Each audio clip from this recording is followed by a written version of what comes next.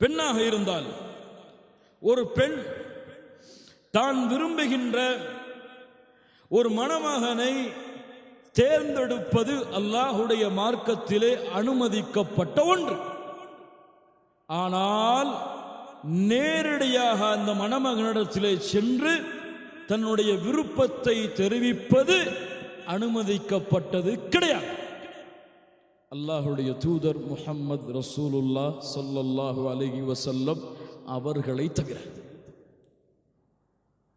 தவிர எந்த ஒரு பெண்ணும் நேரடியாக சென்று அவர்களுக்கு பிறகு ஒரு ஆணிடத்திலே நான் உன்னை திருமணம் முடிக்க ஆசைப்படுகிறேன் என்று நேரடியாக கூறக்கூடாது. யாரின் மூலமாகத்தான் சொல்ல வேண்டும்? யாரின் மூலமாக? அந்த பெண்ணுடைய வழியின் மூலமாக, தன் பெற்றோர்கள் உறவினர்களின் மூலமாகத்தான் அந்த பெண் அந்த விருப்பத்தை தெரிவிக்க வேண்டும். அல்லாஹுடைய தூதர் ஸல்லல்லாஹு அலைஹி வஸல்லம் அதை தெளிவாக சொன்னார்கள். இதா ஹதப இலைக்கும், கொஞ்சம் கேளுங்கள், இதா ஹதப இலைக்கும் மன் தர்தவுன தீன வ குலுக ஃபஸவ்விஜூஹ். குடும்பம் குணமுள்ள மார்க்கம் முழுமையான ஒருவர் உங்களுடைய பெண்ணை பெண் கேட்டு வந்தால் ஃபஸவ்விஜூஹ், உங்களுடைய பெண்ணை அவருக்கு திருமணம் முடித்து கொடுங்கள். இல்லை என்றால் இந்த பூமியிலே குழப்பங்களும் ஃபித்னாக்களும் பரகிவிடும். அது மிகப்பெரிய ஃபித்னாவாக, சோதனையாக மாறிவிடும்.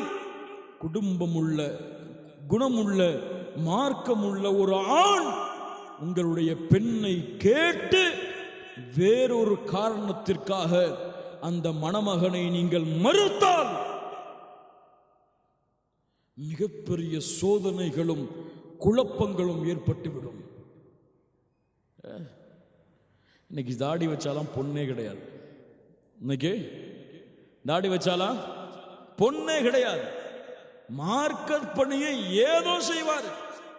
அவர் அந்த தீவிரவாத குழுவோடு இருப்பார்னு சந்தேகமா இருக்கு. அவருக்கு நம்ம பொண்ணை கட்டி கொடுக்க முடியாதுமா.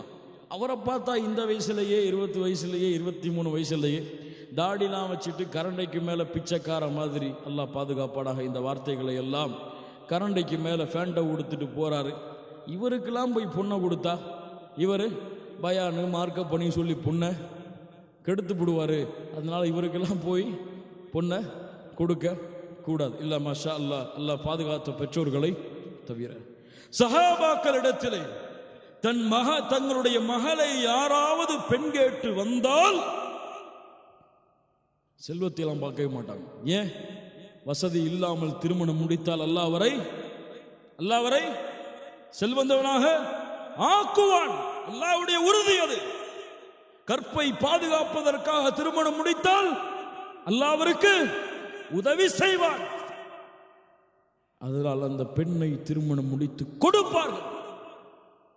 இன்னைக்கு மார்க்கத்தோடு போய் அந்த பொண்ணை கேட்டீங்க,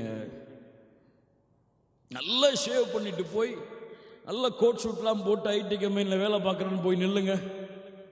என்ன, அடுத்த நிமிஷமே கல்யாண பேச்சு ஆரம்பிச்சிடும்.